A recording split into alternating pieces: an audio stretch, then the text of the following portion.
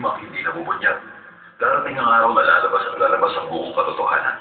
Dahil Ay, pakumain yung alaro, ay ganyan. pinagkakaroon ng malinis ang puso. Walang bahay ng kasamaan.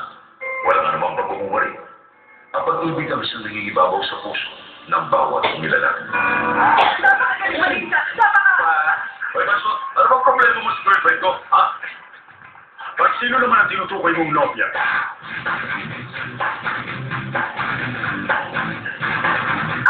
Girlfriend ni Blas ay ako. Meron ba tayong problema? Magaling, wala ba talagang delikadesa? Di pa nakakarating sa Madrid ang kapatid ko, pero nakahanap ka na ng iba. Ano ba ito kayo? Ibang klase talaga. Tayo, bukas makalawa, nandun na tayo sa kalangitan. Matanda na si Sonia, magagawa niya kung ano gusto niya sa buhay niya. Di ba paumanin niya? Hindi, ayokong kausapin ka.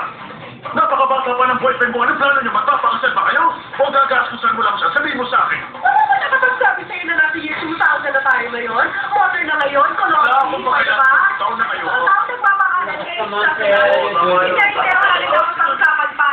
Sana maintindihan mo, ganun talaga ang buhay. Huwag ka na magtanong dyan at magpakilalaki ka naman sana. Okay na, handa na ako. Tayo na. Hindi kayo pwedeng umalis. Sinabi ko sa'yo layuan mo ang aking anak. Pero nagpumilit ka, kaya mananagot ka. Hindi mo ba nakikita? Ito'y publikong lugar. Alis na tayo. Hindi kayo napapagay sa lugar na ito. Tayo na. Bye, Papa. Pasensya na, Papa.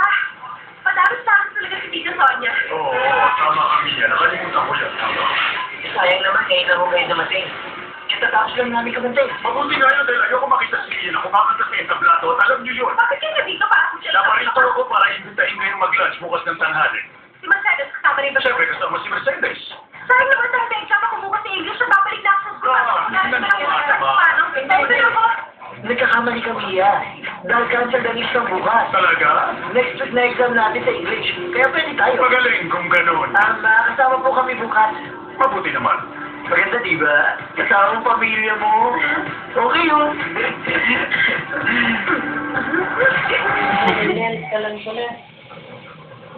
Anong ginagawa mo? Ba't nandiyan ka? Eto, nanonood ako ng pelikula. Anong problema? Wala. Nalungkot kasi yung pelikulang to. Kaya nalungkot ako. Anong palabas ba yan? Romantic movie. Romantic movie? Pero may sunog at patayan. Nasa na romance dyan? Hindi ko alam. May malayong iniisip ko. Ano ba nangyayari, Gido? Pinangako tayo magiging kapal. Iniisip ko kasi ang mama ko.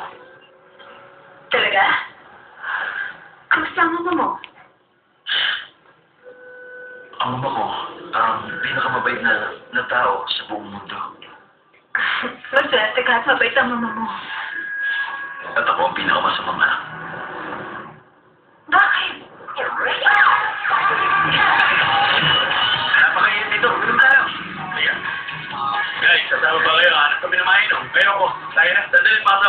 Sandali lang. Dude, relax ka lang. Nalimutan na natin ang nangyari. Magbati na tayo. Magbati? Oo ba? Magbati tayo. Pagkatapos natin magsuntukan. Dahil hindi ko makakalimutan na nawala ang kotse ko dahil sa'yo. Halimutan mo na. Winasak mo rin sa akin. Nakalimutan mo ang papako. Nagbigay siya ng pera para may pambili ka ng 5 kotse. Okay, tumigil na tayo. Tapos tayo. Yan, Simon, dahil tama naman si Pablo. Ba't mo naginita si Simon?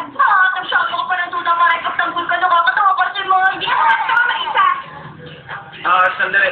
CR lang ako. Okay, sandali lang.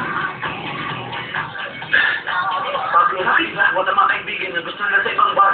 Nagsipatyan mo na ba't Marisa? Hindi ba? Kailan pa, Pablo? Hindi ko nga magawa. Ang problema kasi kung nag-uusap kami, biglang sumunod sila si Mona Feli. Kaya ayun, sira kasi. Tara na, bilisan mo. Okay. Ganito na lang ang gawin natin. Puntahan mo na sila at dalhin mo sila sa ibang bar. Kakausapin ko lang si Marisa. Tapos okay, bilisan mo. Oo, sige na. Sige kita. Hello.